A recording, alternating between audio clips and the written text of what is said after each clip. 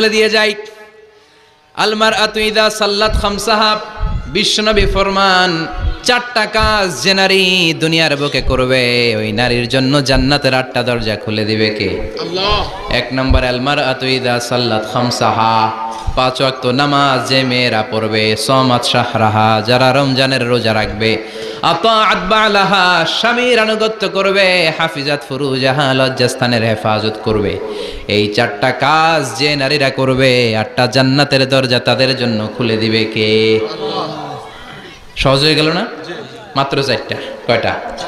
আরো জোরে বলেন, কয়টা? মাত্র 4টা কাজ। আর কিছু কাজ করতে বিশ্বনবী নিষেধ করেছেন। জামার উপর দিয়ে পারফিউম মেখে যেতে নিষেধ করেছেন মুহাম্মদ সাল্লাল্লাহু আলাইহি ওয়াসাল্লাম। আইয়ুমা ইমরাআতিন ইস্তা'তারাত, যেই মহিলারা পারফিউম মেখে বের হলো পুরুষদের দৃষ্টি আকর্ষণের জন্য, কিয়ামতের দিন জিনাকারিনীদের কাতারে ওদেরকে দাঁড় করাবে কে? আল্লাহ। অনেক মহিলারা আছে ঝাঁঝালো পারফিউম দেয়, আছে না? টেম্পুর মধ্যে বসাই যায় না, না? সিএনজিতে বসছেন, এদিকে বসছে খালাম্মায়, হায় হায় পুরা সিএনজি আমোদ করে ফেলাইছে, এত ঘ্রাণ, ঝাঁঝালো গন্ধ। জানিয়া নিষেধ করেছেন। পরচুলা লাগাতে নিষেধ করেছেন। পরচুলা চিনেন? আলগা চুল, এই আলগা চুল লাগানো নিষেধ। পুরুষদের জন্য নিষেধ, নারীদের জন্য নিষেধ। অনেক ছেলেদের টাক মাথা আলগা চুল লাগায়, আছে না? নাই? শাহরুখ খান সাজতে চায়, হিরো আলম সাজতে চায়। হিরো আলমের মাথাতে চুল আছে অনেক, না? আচ্ছা। আবার অনেক নারীরা পরচুলা লাগায়। মায়েরা নিষেধ। ব্রু প্লাক নিষেধ করেছেন মুহাম্মদ সাল্লাল্লাহু আলাইহি ওয়াসাল্লাম। আবার ইসলাম একটা ড্রেস কোড দিয়েছে। 4টা নিয়ম মেনে যদি নারীরা ড্রেস পরে যে কোনো ড্রেস পরতে পারবে, কবুল করে নেবে কে? আল্লাহ। মায়েরা খেয়াল করে শুনেন, আপনাদের ড্রেস কেমন হবে? নাম্বার 1, আপনার পুরো দেহটা ঢাকা থাকতে হবে। যে ড্রেস পরবেন you should cover your whole body. শুধু হাতের এই 2 কবজি আর চেহারা খোলা রাখতে পারবেন, তবে চেহারা ঢেকে রাখা উত্তম। একজন মহিলা বোরকা পরছে কিন্তু চেহারা খোলা, তার হেজাব হয় নাই, পর্দা হয় না, এটা বলা যাবে? কিন্তু উত্তম হচ্ছে চেহারা ঢেকে রাখা, কারণ চেহারা সৌন্দর্যের রাজধানী। Face is the capital of beauty, ঠিক কিনা?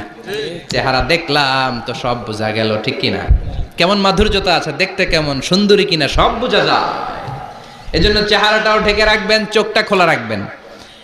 বিশ্বনবীর স্ত্রী উম্মে সালামা বলে, দেখার জন্য আমার 2 চোখের দরকার নাই, লাগবে 1 চোখ। উনি আরেক চোখের মধ্যে আরেক কাপড় দিয়ে রাখতেন, এমনি তাকাইতেন। সাহাবারা বলতেন উনারা দেখলে আমরা দিতাম দৌড়, ভয় লাগতো।